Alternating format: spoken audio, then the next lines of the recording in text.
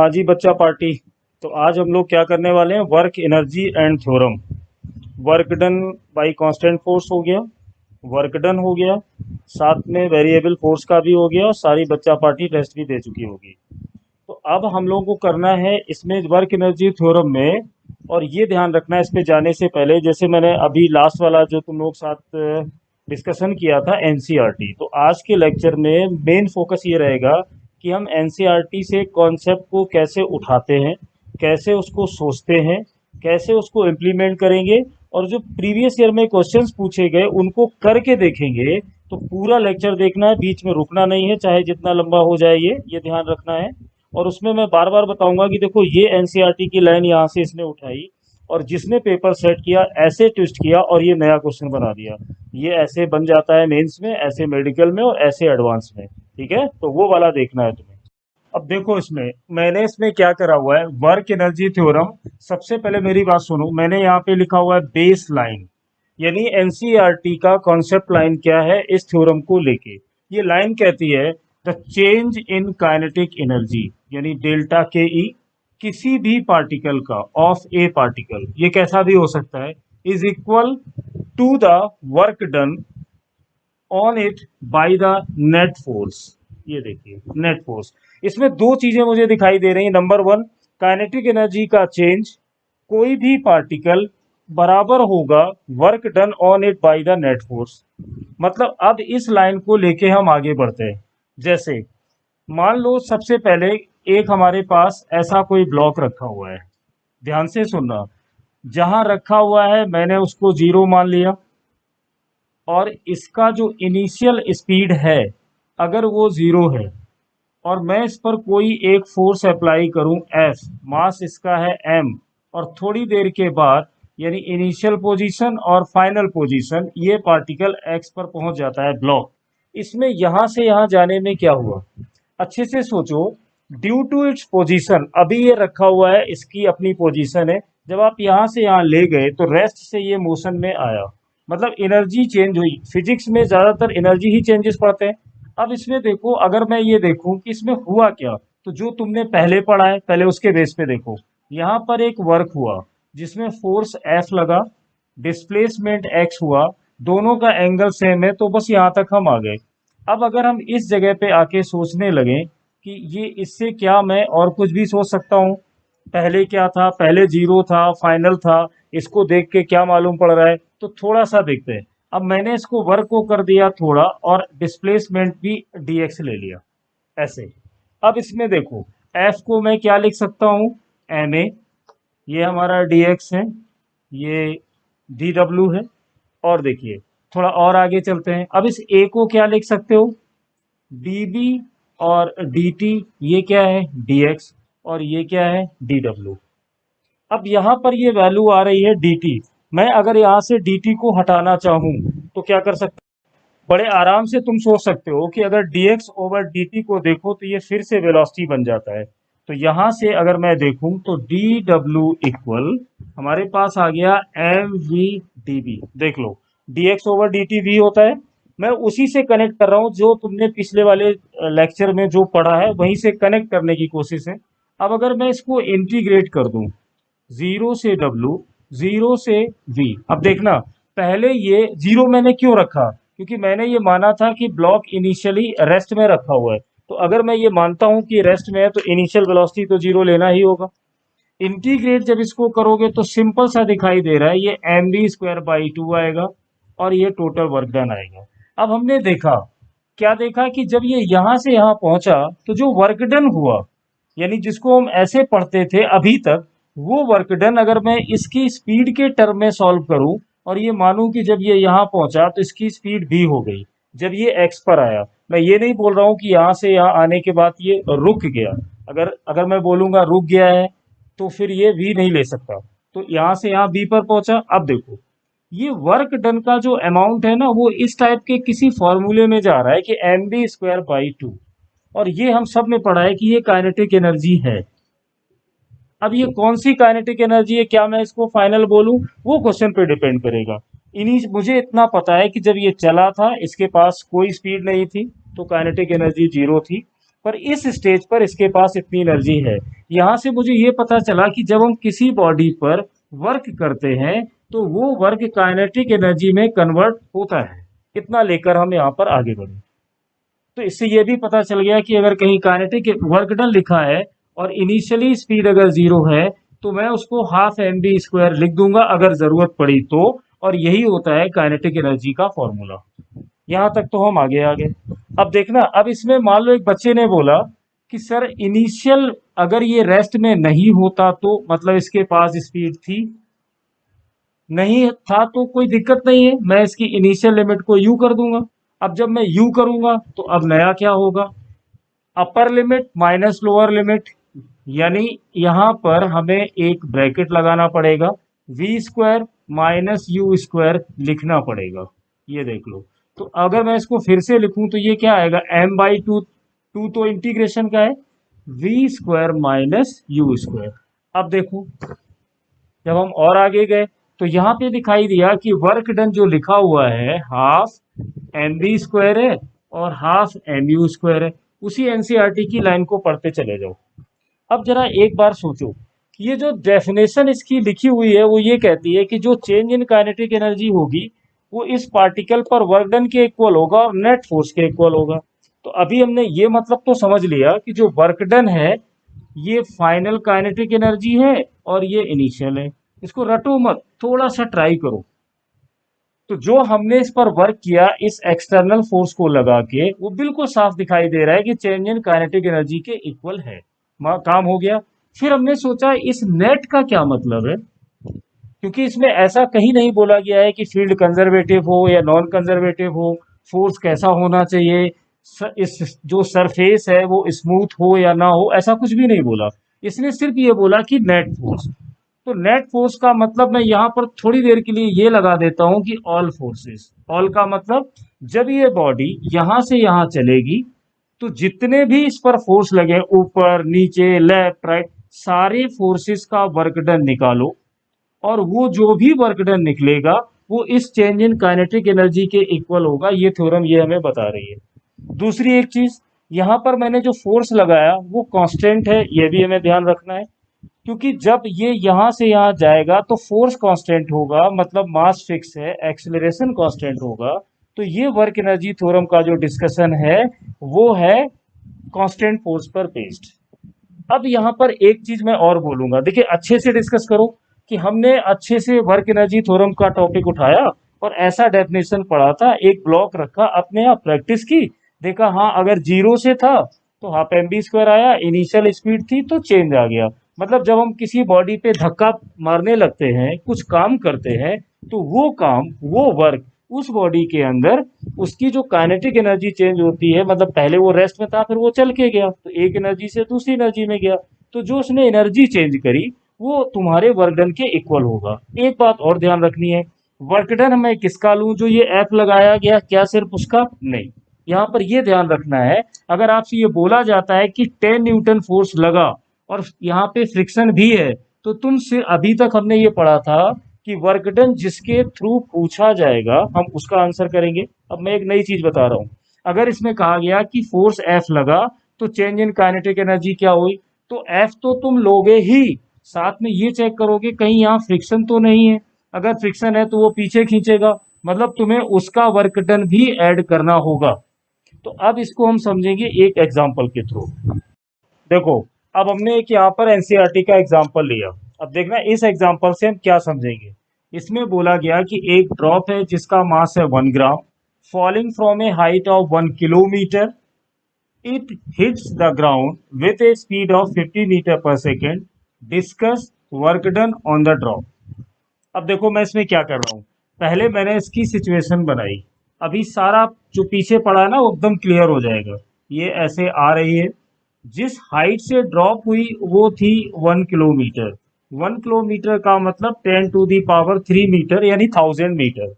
इसमें साफ लिखा हुआ है ड्रॉप। एक एक चीज को देखा करो, ड्रॉप का मतलब u0 है। अब मैं इसके वर्क डन को जानना चाहता हूं। मैंने दो चीजें पढ़ी कि जब कोई बॉडी एक जगह से दूसरी जगह आती है तो उसकी काइनेटिक एनर्जी में जो चेंज होता है वो वर्क के इक्वल होता है। ऐसी रफली मैं जब आगे बढ़ा तो मैंने देखा कि मैं पता करता हूं इसकी इनिशियल काइनेटिक एनर्जी क्या है, तो 0 है। क्यों? स्पीड नहीं है।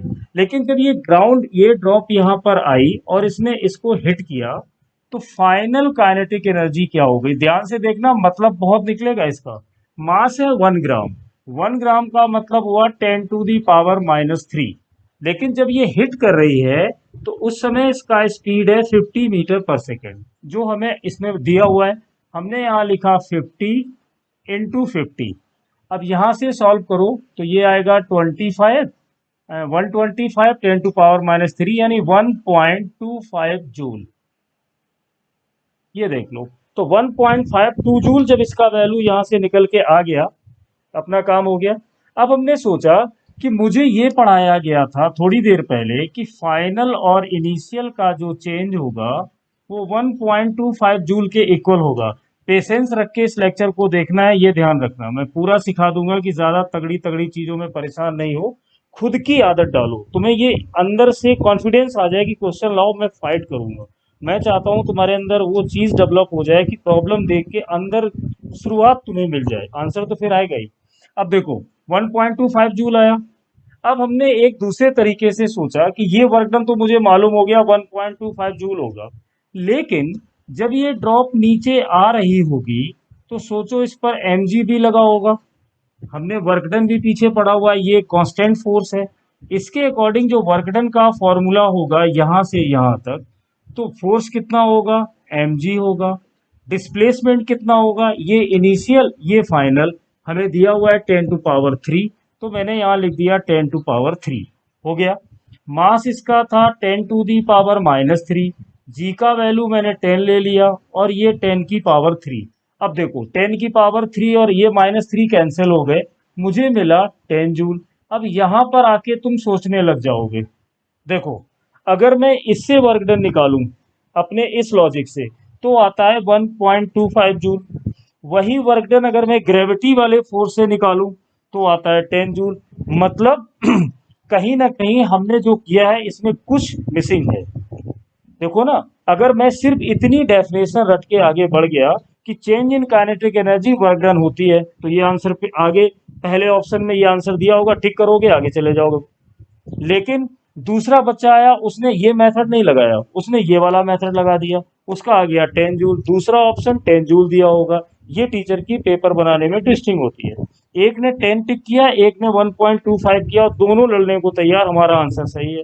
पर सोचो ये दोनों इक्वल आने चाहिए, पर इक्वल तो नहीं आए, इसका मतलब हमें कोई और रूल चाहिए। तो इस सिचुएशन को सॉल्व करने के लिए साइंस ने हमसे ये बोला कि वर्क एनर्जी थ्योरम यूज करो। और वो थ्योरम क्या कहती है अब तुम्हें समझ में आएगा।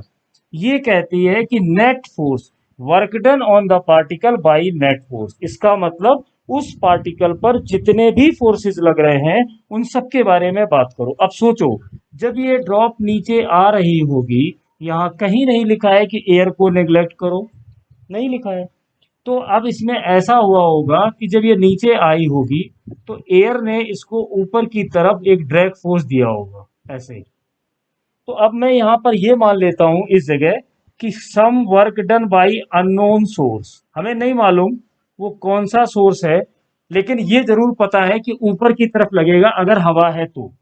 प्लस दूसरा वर्क डन किसने करा होगा? mg ने। ये किसके इक्वल होना चाहिए? ये होना चाहिए फाइनल काइनेटिक और इनिशियल काइनेटिक के इक्वल। ये अब कंप्लीट एक थ्योरम बन के सामने आई।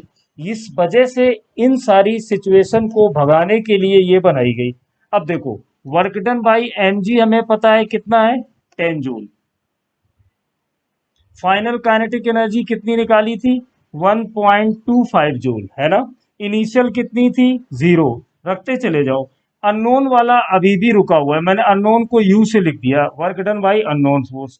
अब मैं लिख रहा हूं work done by unknown force 1.25, ये 10 जाएंगे उधर। अब यहां देख लो साफ दिखाई दे रहा है 8.75 जूल आएगा और वो भी माइनस का आएगा। ये देखो अब इसने ये समझा दिया कि यहां पर एक वर्क डन और हुआ जो 8.75 जूल है, माइनस साइन ये बता रहा है कि जो ऊपर की तरफ हो। तो अब जरा चेक करके देखो, अगर सारे वर्क तुम आपस में ऐड कर दो मतलब अगर मैं ये सारे यहाँ से ले लूं तो देख लो कितना आता है। एक वर्क डन आया था 1.25, दूसरा कितना आया 10, और तीसरा वर्क डन कितना आया -8.75। अब चेक करो, अगर मैं इन दोनों को आपस में ऐड कर दूं, यहाँ पे करूं तो कुछ आएगा। तो वहां से तुम्हें, अब इसमें आगे और मैं नहीं जा रहा हूं अभी फिलहाल, और दूसरा एग्जांपल ले लूंगा। अभी तुम्हें मैंने इसमें क्या समझाया, क्या जरूरत थी इस थ्योरम को बनाने की, ऐसी सिचुएशन आई तो ये बना दिया गया। यहां तक हमने ये क्लियर कर लिया कि अगर मेरा फोर्स कांस्टेंट है तो जब हम वर्क डन निकालेंगे किसी भी पार्टिकल पर, कितने बड़े भी न्यूमेरिकल पर, तो दो जितने वर्क वहां पे मुझे दिखाई देंगे, फ्रिक्शन, एयर, जो पॉसिबिलिटी होगी हम लेंगे, उन सबका वर्क डन निकालेंगे और उस वर्क डन को चेंज इन काइनेटिक एनर्जी के इक्वल कर देंगे। इस तरीके से अगर मेरा फोर्स कांस्टेंट लग रहा है तो। बच्चा लोग अब पूरा डिस्कशन क्लियर हो गया। तो work done by unknown force -8.7 joule, work done by gravity 10 joule, and work done अगर चेंज इन काइनेटिक एनर्जी से सॉल्व किया था तो 1.5 जूल। ये टोटल आया। तो इसमें हो सकता है कि कोई क्वेश्चन में अलग अलग पूछा जाए, एयर ड्रैग बताइए, ग्रेविटी का बताइए, ये बताइए। तो ये तो थी अलग बात। अब हम लोग उसमें चलते हैं कि अब एक अलग टाइप की सिचुएशन, मान लो कि कभी ऐसा भी होगा। देखिए एनसीईआरटी ये कहती है कि अगर किसी ब्लॉक पर आप फोर्स लगाओ, हो सकता है कि वो फोर्स फंक्शन ऑफ टाइम हो सकता है कि वो फोर्स फंक्शन ऑफ पोजीशन हो। मतलब यहाँ पे डिपेंड करता है कि कोई कितनी ट्विस्टिंग करे। एनसीईआरटी ने उसकी परमिशन दे रखी है क्या, कि अगर फोर्स वेरिएबल हुआ तो क्या करोगे। तो सोचो, अगर मैं यहाँ से एक ब्लॉक को चलाऊं, बच्चा लोग ध्यान देना, और मैं रफली बोल दूं कि F = 2x है, तो तुम ये बोलोगे कि सर जब ये x = 0 होगा तो फोर्स लगेगा नहीं, जब x = 1 मीटर होगा तो फोर्स लगेगा, या x = 2 करेंगे तो फोर्स और बढ़ जाएगा, जब मैं 3 मीटर पे ले जाऊंगा तो और बढ़ जाएगा, मतलब ये फोर्स बढ़ेगा। हो सकता है इसको ऐसे बोल दिया जाए कि फोर्स आपका 60 है, तो टाइम 0 पर है नहीं, 1 सेकेंड रखा, फोर्स बढ़ गया। तो सोचो अगर इसमें फोर्स बढ़ेगा तो क्या इसकी रफ्तार नहीं बढ़ेगी, यानी इसकी स्पीड नहीं बढ़ेगी? बिल्कुल बढ़ेगी, क्योंकि फोर्स के बढ़ने का मतलब है इसमें एक्सिलरेटेड मोशन का हो जाना। तो हर सेकंड इसकी रफ्तार बढ़ेगी। अगर इसकी रफ्तार बढ़ेगी तो क्या इसकी काइनेटिक एनर्जी नहीं बढ़ेगी? बिल्कुल बढ़ेगी। तो अब सिचुएशन ये आ गई कि अगर किसी बॉडी को मूव कराया जा रहा है, फोर्स वेरिएबल लगा है, तो उसकी काइनेटिक एनर्जी भी वेरिएबल हो जाएगी। तो क्वेश्चन ये है कि सर क्या वेरिएबल काइनेटिक एनर्जी में, वेरिएबल स्पीड में, वेरिएबल फोर्स में हम वर्क एनर्जी थ्योरम को लगा सकते हैं? तो उसका आंसर भी इस बुक में दिया हुआ है। देखिए कैसे। उसने ये कहा कि अगर ये सिचुएशन है तो काइनेटिक एनर्जी का सिंपल फॉर्मूला होता है ½ mv²। तो एक काम करो, इसका रेट ऑफ चेंज टाइम के साथ निकाल दो। मैंने मान लिया कि टाइम के साथ फोर्स बदल रहा है, तो काइनेटिक एनर्जी भी टाइम के साथ बदलेगी। तो अगर इधर चेंज निकाला है तो टाइम के साथ काइनेटिक एनर्जी का भी चेंज ऐसे निकालो। अब देखना, यहां तुम लिखोगे dk/dt। सिंपल चल रहा है जो काइनेटिक्स में पढ़े हो। इसमें मास कांस्टेंट है, तो d/dt हम लोग लिखेंगे v² का। अभी हम बेसिक पे हैं तो बहुत आराम से चलेंगे। जब इसका डिफरेंशिएट करोगे तो 2m/2, और पावर के अकॉर्डिंग हुआ तो v, और dv/dt। ये डिफरेंशिएशन होगा, पहले करोगे पावर के अकॉर्डिंग। अब ये 2 से 2 कैंसिल हुआ, dv/dt होता है एक्सेलरेशन। तो हमारे पास एक्सप्रेशन आ गया, टाइम के साथ जो काइनेटिक एनर्जी में चेंज है वो ये रहा, इधर हो गया m, और dv/dt हो गया एक्सेलरेशन, तो ये रहा na कर दिया। अब हमारे पास v बचा हुआ है तो मैंने v लिख दिया। अब यहां पर आ गया फोर्स और ये वेलोसिटी। अब देखना बच्चों, यहीं पर एक बहुत अच्छा कॉन्सेप्ट सोचने के लिए आता है। मैंने कहा था ना हर लाइन को सोचो। अब मुझे ये बताओ, क्या ये वेलोसिटी कांस्टेंट है? नहीं। क्यों? जब फोर्स चेंज हो रहा है, काइनेटिक एनर्जी टाइम के साथ चेंज हो रही है, तो ये कांस्टेंट कैसे हो सकता है? अगर ये कांस्टेंट नहीं हो सकता तो मुझे इसको कैसे लिखना चाहिए? dx/dt। यही पढ़ा था हमने, पोजीशन का change per unit time speed. तो मैं इसको ऐसे लिख सकता हूं क्योंकि ये वेरिएबल है। अब मैंने यहाँ लिखा डी के ओवर डी टी। अब देखिए डी टी और डी टी को कंपेयर कर लो, तो यहाँ पर आएगा डी के एफ डी एक्स। अब मैं मान लेता हूं कि initial kinetic energy, initial position उस टाइम की ये है इनिशियल एनर्जी, जब फाइनल पोजीशन पर गया तो ये है फाइनल काइनेटिक एनर्जी। डी के को जब इंटीग्रेट करोगे तो आएगा के, यानी अपर लिमिट माइनस लोअर लिमिट। यहाँ पर एफ को बाहर निकाल दो। देखो एफ को मैंने यहाँ पे बना रखा है, तो क्या हम इसको लिख सकते हैं, एफ यहाँ पे किया और ये dx ही रहने देते हैं, चलो dx और इनिशियल पोजीशन और फाइनल पोजीशन। अब ध्यान से देखो, ये हमारे वर्क डन का फॉर्मूला है। जब वेरिएबल फोर्स होता था तो हम वर्क डन ऐसे निकालते थे, जिसमें भी फंक्शन दिया जाए। और क्या ये चेंज इन काइनेटिक एनर्जी के इक्वल है? हाँ, इसका मतलब है कि वेरिएबल वाले फोर्स में भी हम वर्क एनर्जी थ्योरम यानी WET का यूज करेंगे। तो यहां से हम डिस्कशन करते हुए आए। अब बच्चे लोग हम सबसे पहले क्वेश्चन इसमें करेंगे जेई मेंस वाले। जेई मेंस के क्वेश्चन नीट के लिए बहुत इंपॉर्टेंट है, एम्स के लिए बहुत इंपॉर्टेंट है और जेई मेंस के लिए तो है ही। तो वो देखते हैं। देखो बच्चा पार्टी, ये एग्जांपल नंबर 2 मैंने पहले से लिख के रखा, टाइम बचेगा। और ये है डायरेक्ट क्वेश्चन जेई मेंस का 2019 का। अब देखना क्या इसने ट्विस्ट किया है। हमारा पर्पज ये क्वेश्चन सॉल्व करना नहीं है, हमारा पर्पज है हम इसके थ्रू ये जानना चाहते हैं कि उन लाइनों को कैसे मरोड़ा गया और ये क्वेश्चन बनाया गया, हम वहां तक कैसे पहुंचे। इसमें लिखा हुआ है कि एक पार्टिकल है जो वन डायमेंशन में मूव करता है। ये भी अपने आप में बड़ी चीज होती है, वन डायमेंशन यानी straight line, rectilinear, from rest. दूसरी चीज मिली कि इसका इनिशियल स्पीड 0 है, under the influence of a force, ये फोर्स लिखा है, दैट वेरीज विथ डिस्टेंस यानी वेरिएबल फोर्स है, travelled by the particle as in graph. Graph में जैसा दिया है, the kinetic energy of the particle after it has travelled 3 metre. जब ये 3 मीटर चल जाता है तो काइनेटिक एनर्जी बताइए। अब देखना, हमने देखा, आराम से देखा करो कि जब x का वैल्यू, ये डिस्टेंस 0 है, तो फोर्स की वैल्यू 2 न्यूटन है। 2 तक फोर्स कांस्टेंट रहता है, फिर 2 से 3 जाते हैं तो ये यहां से बढ़ते हुए कहां तक चला जाता है, ये 3 न्यूटन तक चला जाता है। पूरा ये डेटा पहुंच गया 3 न्यूटन के पास, मान लो। अब इसने कहा कि 3 मीटर जब ये चलेगा तो ये बता दो कि इसकी काइनेटिक एनर्जी क्या है। अब तुम सोचोगे कैसे? तुम्हारे दिमाग में सबसे पहले ये आएगा कि अगर हमारा फोर्स वेरिएबल है, कहाँ लिखा है, डिस्टेंस के साथ बढ़ता है, अगर फोर्स का वैल्यू वेरिएबल है तो वर्क एनर्जी थ्योरम लग सकती है। और हमने वो पढ़ा है कि वर्क जो होता है वो चेंज इन काइनेटिक एनर्जी के इक्वल होता है। देखिए दिमाग में तुरंत आया, वर्क अगर फोर्स और डिस्टेंस दिया है और ग्राफ हमारा झिकझैक नहीं कर रहा है, जो मैंने तुम्हें समझाया था, तो उसका एरिया डायरेक्ट निकाल दिया जाता है। तो अगर मैं एरिया निकालूं, देखिए यहां से लेकर यहां तक एक एरिया ये है, तो इसका कितना है यहाँ पे, ये है 2 इंटू, ये देखो 2 आ गया पहला पोर्शन, प्लस दूसरा, इसको ऐसे यहाँ पे ब्रेक लगा दो, ये ट्राइंगल बनेगा। अब देखो बेस कितना है, 3 से 2 माइनस करोगे 1, तो 1/2 बेस हुआ 1। हाइट कितना है, 3 और 2 का गैप यानी 1। अब ये एरिया बचा, तो ये कितना है 2 और यहाँ कितना है 1, यानी प्लस का आया 2 इंटू 1। अब हमें लिखना है इसको इक्वल। अब जब इक्वल करोगे तो फाइनल काइनेटिक एनर्जी और इनिशियल काइनेटिक एनर्जी। अब बताओ फाइनल काइनेटिक एनर्जी क्या है, वही तो हमें चाहिए।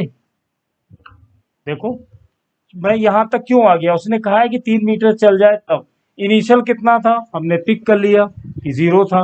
देखो एक लाइन में सॉल्व हुआ, ये 4 आएगा, यहां से 1/2 आएगा, यहां से 2 आएगा, यानी ये होगा 4 पॉइंट का 5, क्योंकि 1/2 और प्लस का मिला 2, और यही होगी फाइनल काइनेटिक एनर्जी। अब देख लो यहाँ 6.5 कहीं लिखा हुआ है, ये लिखा हुआ है सी। लो सॉल्व हो गया। बताओ इसमें क्या था, इस वो जो थ्योरम थी उससे बाहर कुछ भी नहीं लिया गया। उसने सिर्फ ये चीजें मिला दी कि जिस बच्चे को ग्राफ देख के वर्क निकालना आता होगा वो निकाल लेगा। ये इक्वल होता है चेंज इन काइनेटिक एनर्जी के, हमने कर दिया। और कोई फोर्स, क्या इसमें और कोई फोर्स लग रहा है सर, ये मैं कैसे जानूं? क्वेश्चन ने दे दिया ना कि जो भी लग रहा है फोर्स ऐसे, अब ये फोर्स टोटल लगेगा, कैसे लगा हमें क्या मतलब, ये तुम्हें नेट फोर्स यानी all force on the particle graph पे बना के दे दिया, तो सोचना ही नहीं है। और ये देखो सिंपल सा ऑप्शन हो गया सी, और क्वेश्चन का काम हो गया खत्म। अब देखो इसमें क्वेश्चन नंबर 3, फिर ये 2019 जेई मेंस का है। इसमें लिखा है कि एक force act on a 2 KG object so that its position is given as a function of time. अब ये देख लो, इसकी पोजीशन ये है। इसमें कहा गया है कि जो फोर्स लगाया जाता है उस फोर्स की वजह से इसका पोजीशन ऐसे बदलता है। मतलब देखो ये वेरिएबल है, टाइम बदलोगे पोजीशन बदलेगी, मतलब फोर्स वेरिएबल है। What is the work done by this force first 5 second, इतना पूछा। अब देखना, मुझे पता है कि फोर्स दिया है, टाइम के साथ वर्क डन पूछा है, मैं गया वर्क एनर्जी थ्योरम के पास। फाइनल इनिशियल जरूरत पे चलेंगे, 1/2 फाइनल स्पीड, इनिशियल स्पीड और वर्क डन, ये होती है। जरूरतें क्या है तुम्हारी, तुम्हें यहाँ पे चाहिए वर्क डन, यानी ये पोर्शन हमें निकालना है, हो गया। यहाँ पर एक मास भी आएगा भाई, मास, ठीक है, half M B square half. अब मुझे अगर कोई वी और यू बता दे, तुरंत तुम्हारा दिमाग सपोर्ट करेगा कि अगर तुम इसको एक बार डिफरेंशिएट करोगे तो यहाँ से 6t आएगा, क्योंकि 5 का होगा 0। अब ये वेलोसिटी का फंक्शन आ गया। अब इससे जब तुम इनिशियल निकालोगे तो टाइम की वैल्यू 0 रखोगे इनिशियल के लिए, u 0 आएगा। जब फाइनल निकालोगे तो टाइम इसने दे दिया था 5 सेकेंड, तो 5 जब यहाँ रखोगे तो 30 आएगा। ये दोनों वैल्यू उठा के यहाँ ले आओ। 1/2 मास कितना दिया, साफ लिखा हुआ है 2 kg। फाइनल स्पीड क्या है 30 इंटू 30 स्क्वायर में है, इनिशियल क्या है 0 है। ये लो 2 से 2 कैंसिल, 900 जूल। ना कैलकुलेशन टफ और ना ही क्वेश्चन टफ, सेकंड ऑप्शन हो गया। क्या था इसमें, हमने जैसे ही पढ़ा पोजीशन वेरिएबल मतलब फोर्स भी वेरिएबल, हो गया। 5 सेकंड में बताओ, तो सबसे अच्छा रास्ता है सीधा वर्क एनर्जी थ्योरम लिखो। अब वर्क एनर्जी थ्योरम से ये देखो 30 सेकंड में क्वेश्चन तुम्हारा सॉल्व। देखो बच्चा पार्टी, अगली वाली शिफ्ट में 2019 का ही मैंने वर्क एनर्जी थ्योरम से एक और लिया। अब इसमें देखो क्या लिखा है, एक ए particle which is experiencing a force is given by 3i cap 12j cap under under goes displacement of this, इस फोर्स से इतना डिस्प्लेसमेंट होता है, okay. If the particle had a kinetic energy of 3 joule at the beginning of the displacement, मतलब initial kinetic energy हो गई। What it's kinetic energy at the end of displacement. तुम इस क्वेश्चन से ये समझो कि जो एनसीईआरटी की लाइन है उसी को टेस्ट कर रहे हैं ये लोग, कुछ नया नहीं कर रहे, बस थोड़ा कभी इधर कभी उधर। अब देखना, मैंने फिर देखा, जैसे ही मुझे फोर्स डिस्प्लेसमेंट काइनेटिक एनर्जी दिख गई, हमने तुरंत लिख दिया फाइनल और इनिशियल। अब मुझे यहाँ पे क्या वर्क पूछा है, नहीं, कितनी जल्दी करोगे डिस्प्लेस पे, what is the kinetic energy, अच्छा, यानी ये के चाहिए। इनिशियल 3 दिया है, वर्क डन कहाँ से लाऊं, अरे यार, डॉट प्रोडक्ट फोर्स और डिस्प्लेसमेंट, आई विथ आई यानी 12, जे का करूंगा नहीं, देखिए 4 इंटू 3 कितना हुआ 12। अब ये काइनेटिक एनर्जी जो मुझे चाहिए थी वो कितनी हो गई 15 जूल। कहाँ दिया है, सेकंड ऑप्शन है ना, एनसीईआरटी का वही बेस लाइन। कितना टाइम लगता है, देखो बच्चे, एग्जाम्पल नंबर 5, 18 में कोई क्वेश्चन मुझे मिला नहीं इसका वर्क एनर्जी थ्योरम से, तो 17 से देखो, एक टाइम डिपेंडेंट फोर्स दिया है। देखना, मतलब मैं आज ये बताने की कोशिश कर रहा हूँ कि एनसीईआरटी की वो 2 लाइनों को लोगों ने इतना ट्विस्ट करा कि तुम्हारे दिमाग में घुस जाएगा, यार इससे ज्यादा कुछ नहीं आएगा। बस टाइम डिपेंडेंट फोर्स दे दिया, मैंने कहा था ना फोर्स कभी टाइम का फंक्शन कभी पोजीशन का function. Act on a particle, mass कितना है 1 kg। If the particle start from rest यानी इनिशियल काइनेटिक एनर्जी फिर से 0। Work done by the force during the first 1 second will be, लो अब देखना, work energy final minus initial लिख दिया। हमें क्या चाहिए, अब देखना, मुझे यहाँ निकालना है वर्क, तो मुझे काइनेटिक एनर्जी चाहिए फाइनल और इनिशियल। इनिशियल तो पहले ही बोला है कि 0 है, यानी मुझे स्पीड चाहिए, कितनी जल्दी है, फोर्स का वैल्यू कितना, तो एक्सीलरेशन कितना होगा 6t/m, क्योंकि फोर्स टोटल ये है, मास 1 kg है, तो m को 1 रख दो यानी 60 हो गया। तो एक्सीलरेशन होगा dv/dt, यानी 6t इंटू डी टी लिख दूंगा। जब मैं इसको इंटीग्रेट करूंगा तो 3t² आएगा। आ गया, ये v का वैल्यू आ गया ना। अब इसमें देख लो इनिशियल कितना होगा, t का वैल्यू 0 रख दो, 0 आएगा। फाइनल वेलोसिटी कितनी होगी, कब चाहिए फाइनल, क्वेश्चन बताएगा 1 सेकेंड में, तो 3 आ गया। अब देख लो तो वर्क डन कितना हुआ, इनिशियल तो लिखा ही था कि 0 है, तो फाइनल हुआ 1/2 into mass into speed square. तो 1/2 मास है 1, स्पीड है 9, 9 का हाफ करो तो 4.5 जूल। खत्म।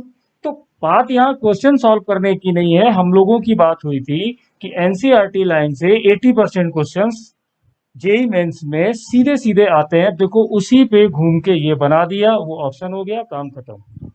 अब देखो बच्चा लोग, अब थोड़ा सा इसका चेंज किया है 2019 JEE mains once again, but question का मेथड थोड़ा चेंज।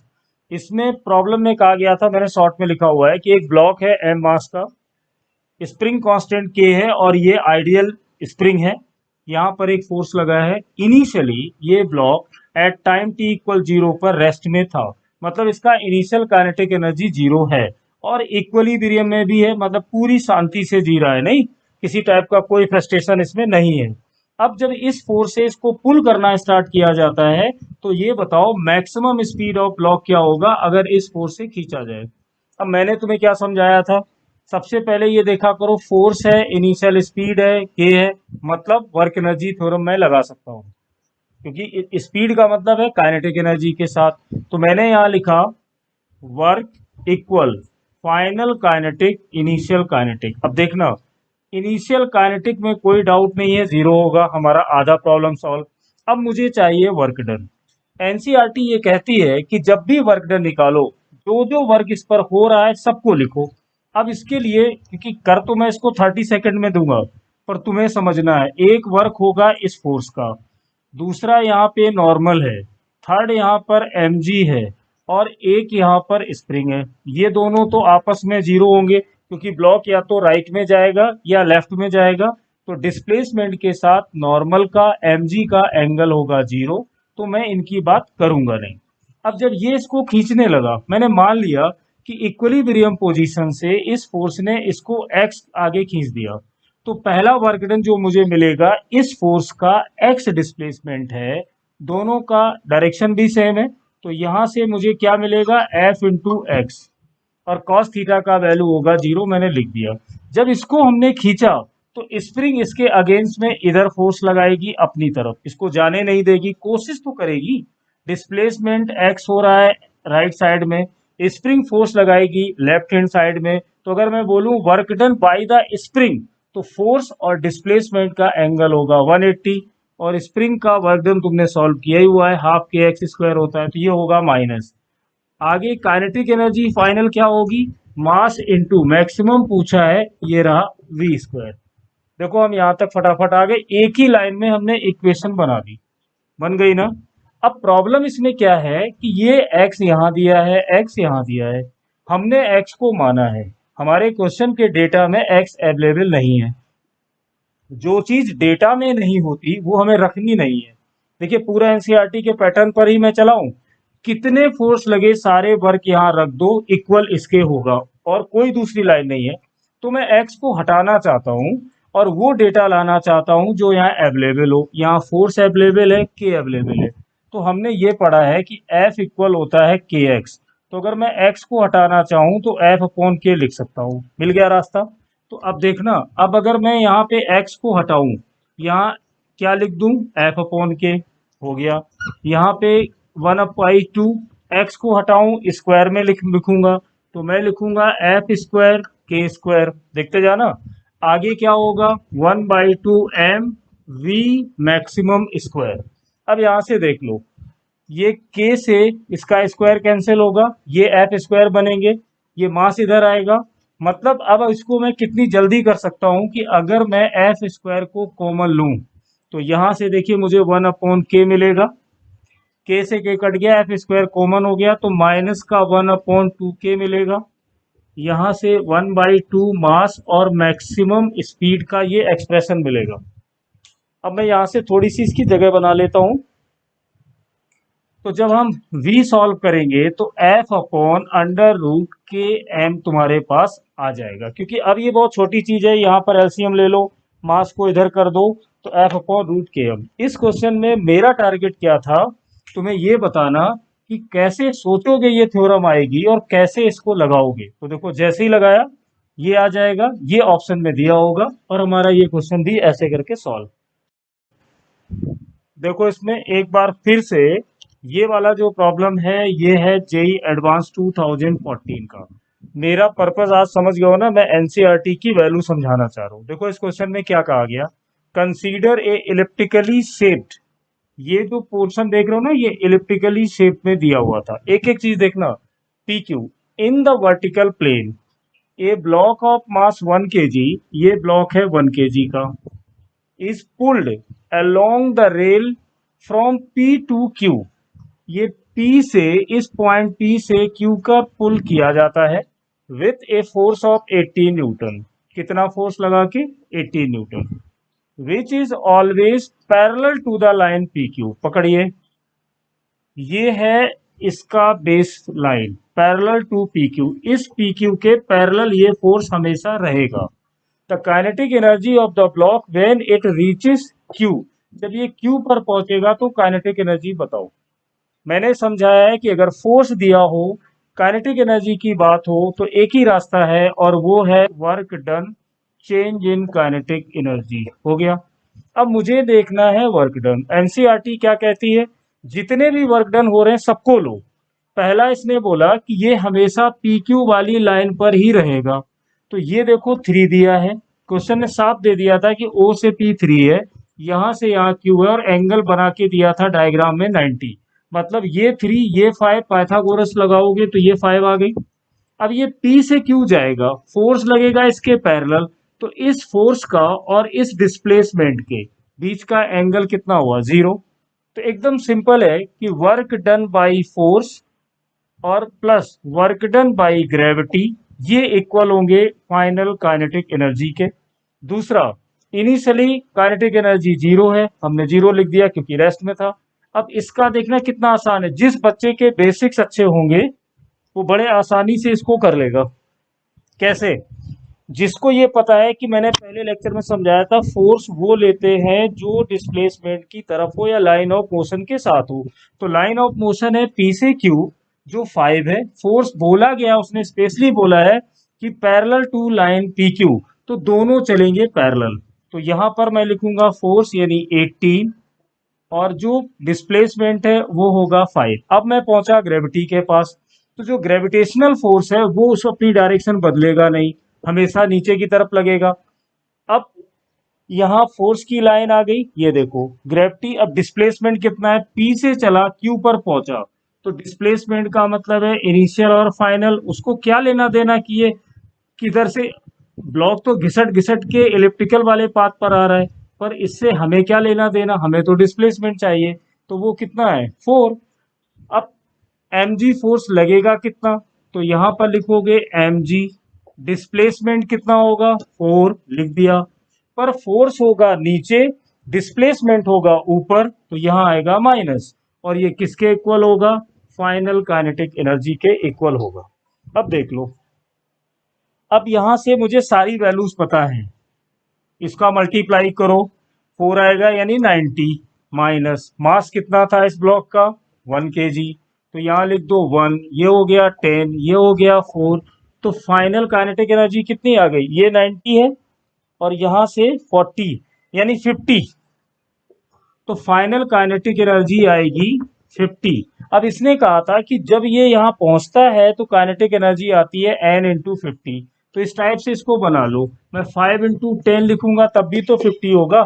तो ये है हमारी फाइनल। अगर मैं इस फाइनल एनर्जी को n इंटू 10 से कंपेयर करूं तो देखो n का वैल्यू साफ लग रहा है, कितना आएगा 5 आएगा।